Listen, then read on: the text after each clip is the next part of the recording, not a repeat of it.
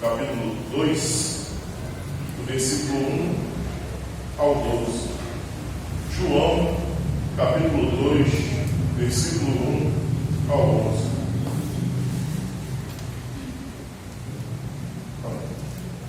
A palavra do Senhor vai dizer assim: 3 dias depois houve um casamento em Caná da Galileia, e a mãe de Jesus estava ali.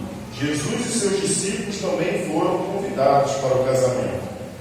Tendo acabado o vinho, a mãe de Jesus lhe disse: eles não têm mais vinho. Jesus lhe respondeu: mulher, que tenho eu contigo?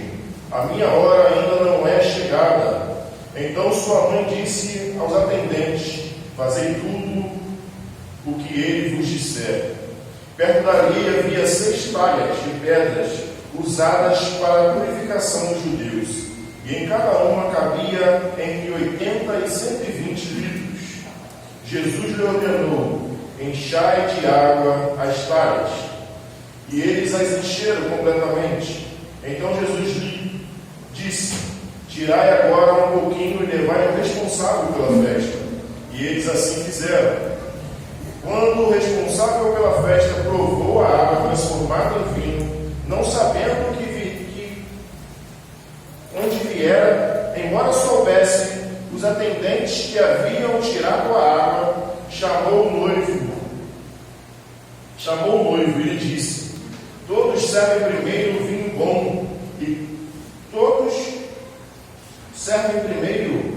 bom, e quando os convidados já beberam bastante, servem o inferior, mas tu guardaste até agora o melhor vinho. Esse sinal em Canaã da Galileia foi o primeiro que Jesus fez. Ele manifestou a sua glória e os seus discípulos creram nele. Depois disso, ele desceu para Cafarnaum com sua mãe, seus irmãos e seus discípulos, e ficaram ali por poucos dias. Oremos.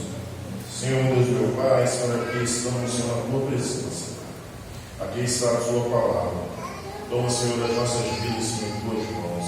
Fala, Senhor, aos nossos corações, porque aqui estamos, Senhor, para ouvir a tua poderosa voz. Fala, Senhor, conosco. Transforma, Senhor, a nossa vida. É o que te pedimos, Senhor. E que eu diminua, Senhor, para que tu cresça, e que eu suma para que tu apareça. Senhor, queremos, Senhor, ouvir a tua poderosa voz. Amém. Antes de começarmos a exposição bíblica, nós estaremos fazendo uma retrospectiva do que vimos no capítulo 1 até agora.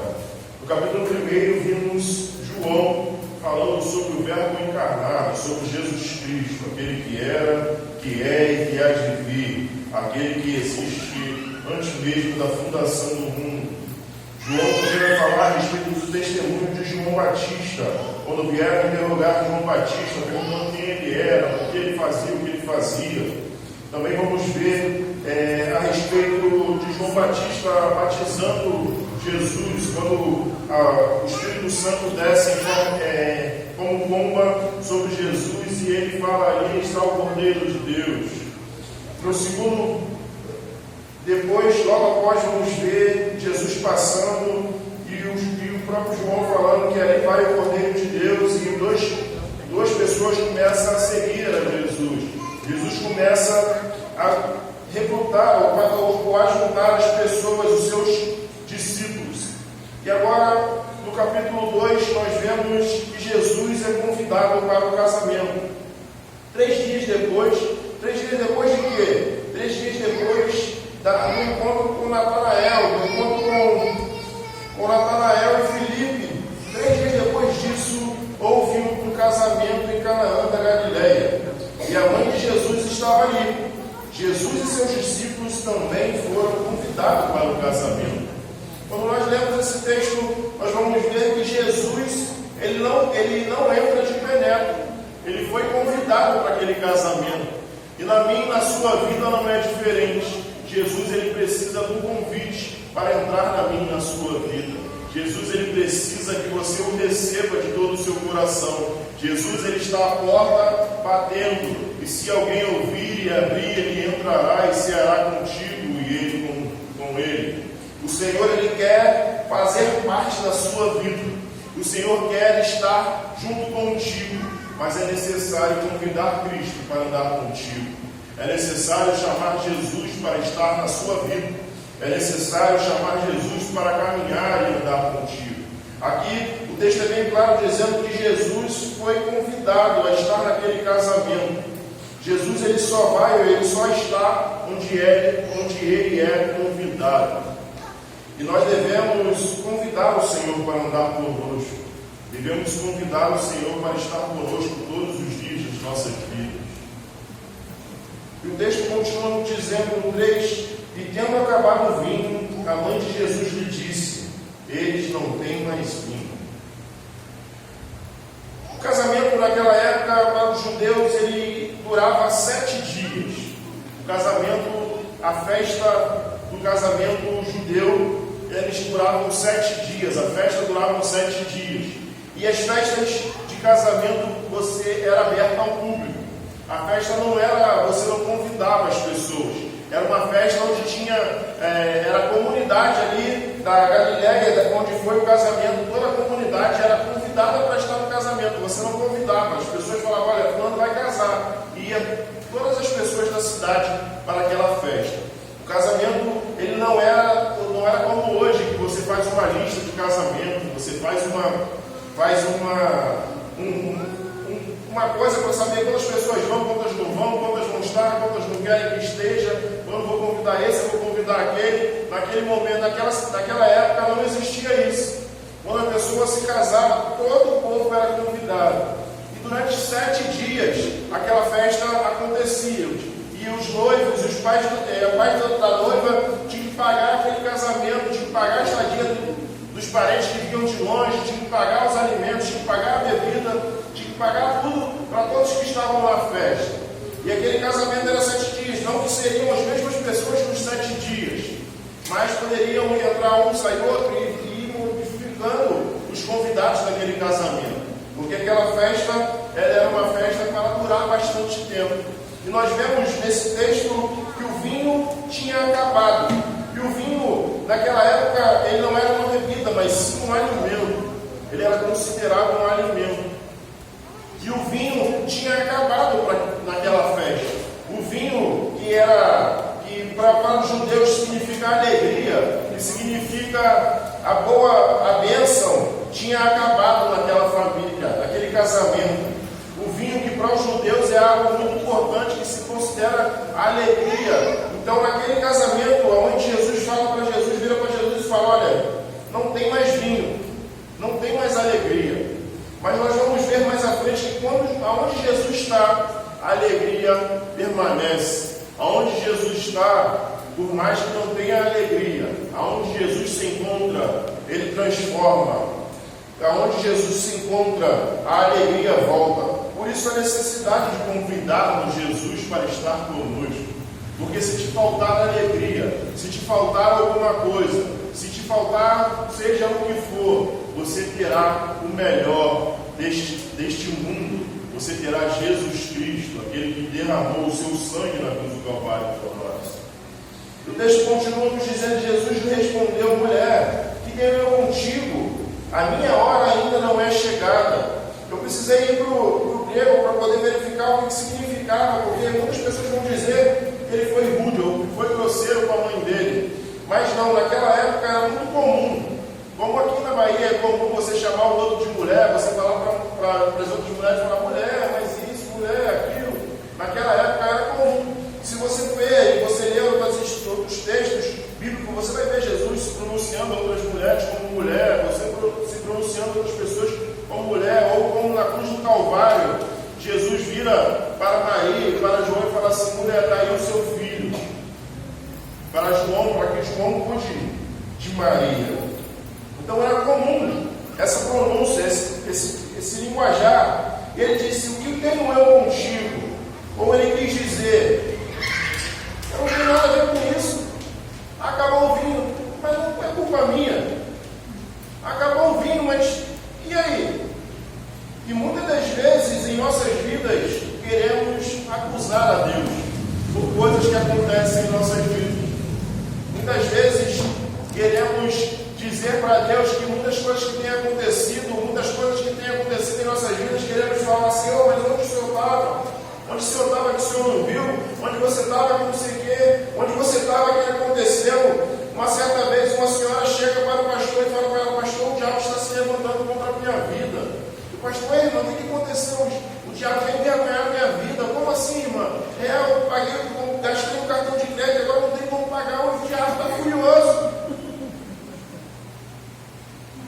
E o povo continua, desde o Éden, não assumindo as suas culpas.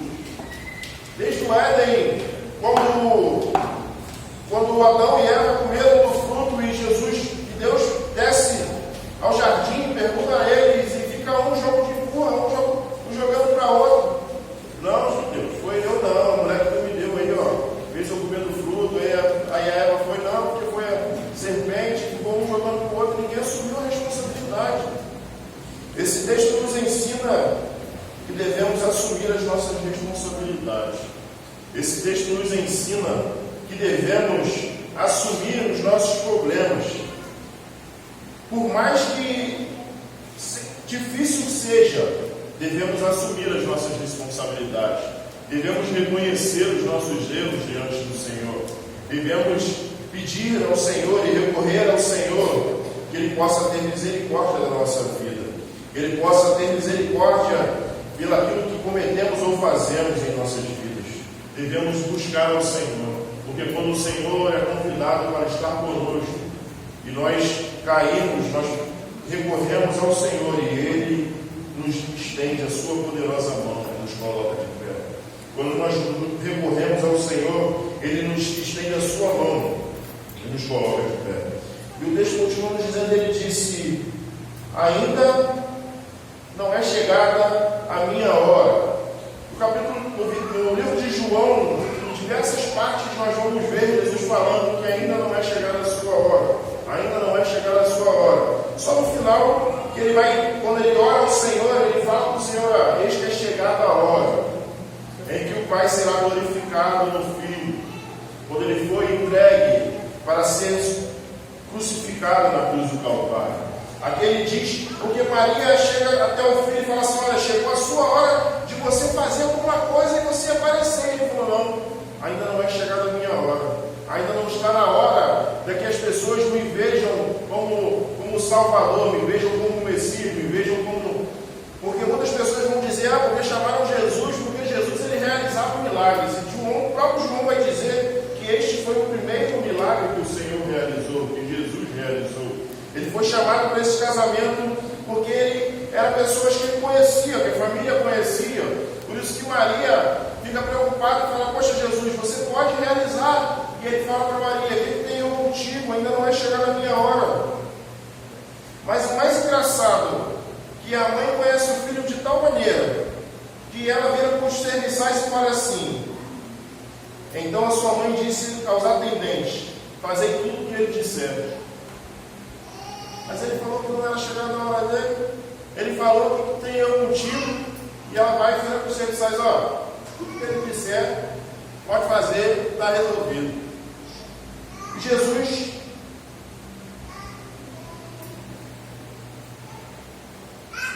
tudo quanto ele disser. No 6. Perto dali havia 6 talhas de pedra, usadas para a purificação dos judeus. E em cada uma cabia entre 80 e 120 litros. Essas talhas, elas eram umas talhas de pedra muito grandes. E essas talhas eram usadas para que os judeus lavassem as suas mãos, para participar, para comer, para se alimentar. Então aquelas talhas elas eram cheias de água para que eles pudessem fazer a sua higiene. E aquelas talhas elas estavam vazias. Porque o Senhor, Jesus, ele manda eles encher as talhas. Eles estavam vazias porque o povo já tinha usado aquelas talhas, já tinham lavado as suas mãos, já tinham feito suas higienes, já tinham usado aquela água que tinha naquela talha para poder participar daquele casamento. Então Jesus, e por ali havia 6 talhas de pedra que eram usadas para a purificação dos judeus. Em cada uma cabia entre 80 e 120 litros. Jesus lhes ordenou, enchei de água as talhas. E o mais engraçado que tamanha era a fé daqueles atendentes, por quê? Porque as pessoas podiam estar pensando, mas Jesus, está faltando vinho, eu vou encher de água para quê? Jesus está faltou foi vinho, não faltou foi água. Porque aqui são 6 talhas, e se cada talha cabe 120 litros, aproximadamente tinha uns 700 litros de água. Imagine você ir lá no poço, pegar os baldes d'água e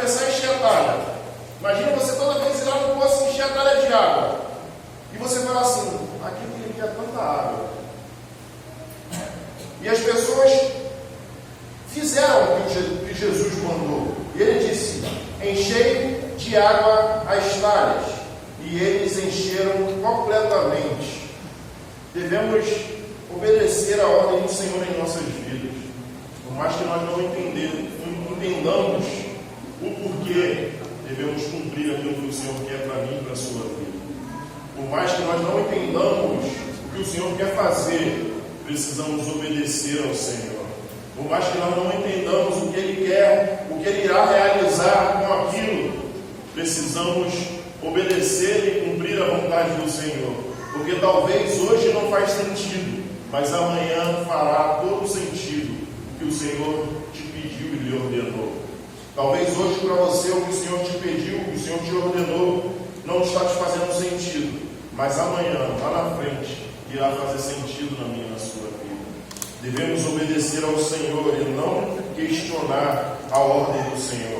Devemos obedecer ao Senhor e não questionar o que o Senhor tem nos pedido, o que o Senhor quer da minha e da sua vida. Devemos agir conforme a sua vontade. Devemos ter fé para enfrentar as dificuldades e os problemas, por mais difícil que ele seja, porque o Senhor está à frente da minha e da sua vida. Porque quando o Senhor está à frente da minha e da sua vida, pode se levantar o problema que for, porque o Senhor está conosco no barco. E o texto continua nos dizendo: então ele disse: tiras agora um pouco e leva a responsável pela festa. E eles assim fizeram. Você vê que o texto vai mostrar que Jesus nem colocou a mão na água, nem colocou a mão em nada, ele só ordenou. Ele só deu a palavra. Ele só falou: encha, e encheram. Ele falou: agora tira, e tiraram. Leve agora o responsável. Porque às vezes em nossas vidas precisamos de testemunhas. Precisamos que pessoas verifiquem verdadeiramente o que aconteceu na minha e na sua vida. Talvez você passou por uma dificuldade em sua vida, que você tem provas, mas que o Senhor te livrou daquilo. E você tem como provar que foi o Senhor que mudou a sua vida, foi o Senhor que transformou e foi o Senhor que realizou. E o texto continua dizendo: quando o responsável pela festa provou a água transformada em vinho, não sabendo de onde viera, embora o soubessem os atendentes que haviam tirado a água, chamou o noivo e lhe disse: todos servem primeiro o vinho bom, e quando os convidados já beberam bastante, servem o inferior. Era um costume as pessoas colocarem o melhor vinho, para que as pessoas se embriagassem e depois não iam perceber o que era que eles estavam bebendo, se era bom, se era ruim. Mas aquele serviçal ou aquele organizador da festa, ele chama o noivo e disse: mas tu guardaste até agora o melhor vinho. Tu guardaste até agora o melhor vinho. Nós vemos aqui que quando o Senhor realiza em nossas vidas, é melhor do que aquilo que temos ou que pensamos. Quando o Senhor realiza na nossa vida, é algo novo e é algo tão bom, tão melhor do que aquilo que imaginamos. Por isso precisamos descansar no Senhor, precisamos entregar ao Senhor, precisamos nos deleitar no Senhor e precisamos convidar o Senhor para andar conosco.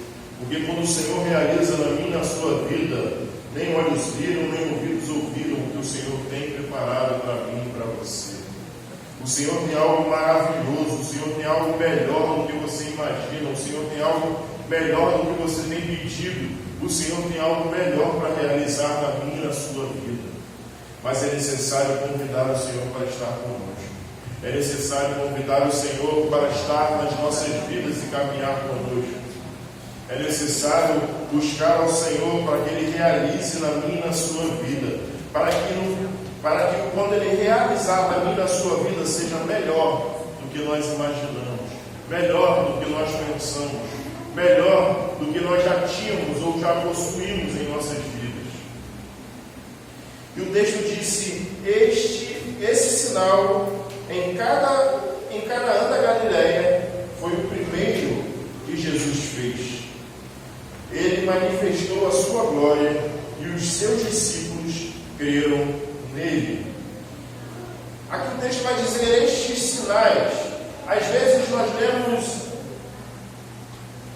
os milagres de Jesus, lemos a palavra de Deus e nós nos maravilhamos e ficamos muito alegres, mas o texto vai nos dizer que este é um sinal. Sinal de quê? Do que viria, do que iria vir. Porque quando nós passamos por uma placa que está escrito ali, olha, hospital a tantos metros, aquele ali é um sinal que o hospital está perto de você. Mas ali ainda não é o hospital. Ali só é uma placa.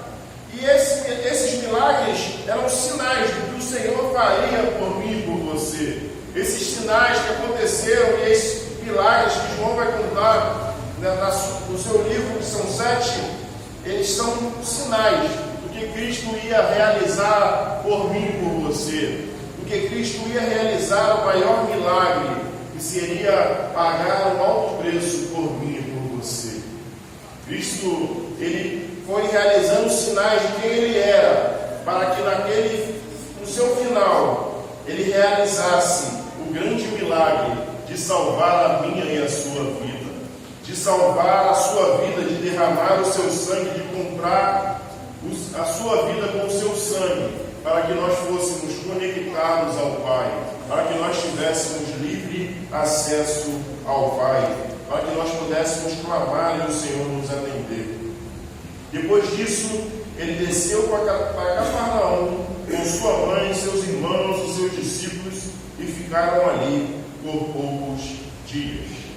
Nós devemos buscar o Senhor, devemos convidar o Senhor para andar conosco, devemos convidar o Senhor para estar conosco todos os dias das nossas vidas. O Senhor quer andar contigo, o Senhor quer caminhar contigo, mas precisamos convidar Ele para viver e para estar conosco, para vivermos uma vida na presença do Senhor. Precisamos buscar o Senhor enquanto se pode achar. Precisamos entregar as nossas vidas ao Senhor, porque Ele é maravilhoso, porque Ele nos salvou e entregou a sua vida por mim e por você, quando nós ainda nos éramos pecadores. É necessário entregar as nossas vidas ao Senhor e confiar no Senhor, estar com Ele e fazer a sua vontade. É necessário termos fé e confiarmos no Senhor e buscar o Senhor e entregar ao Senhor e fazer a sua vontade. É necessário estar com o Senhor, porque nós veremos o Senhor e iremos morar com Ele eternamente. Que possamos buscar a sua face e que possamos obedecer à sua vontade, mesmo que não entendamos o que está acontecendo, mas que possamos ser obedientes ao Senhor e cumprir a sua vontade em nossas vidas. Amém. Oremos. Senhor Deus, meu Pai, Senhor, aqui estamos, Senhor, mais uma vez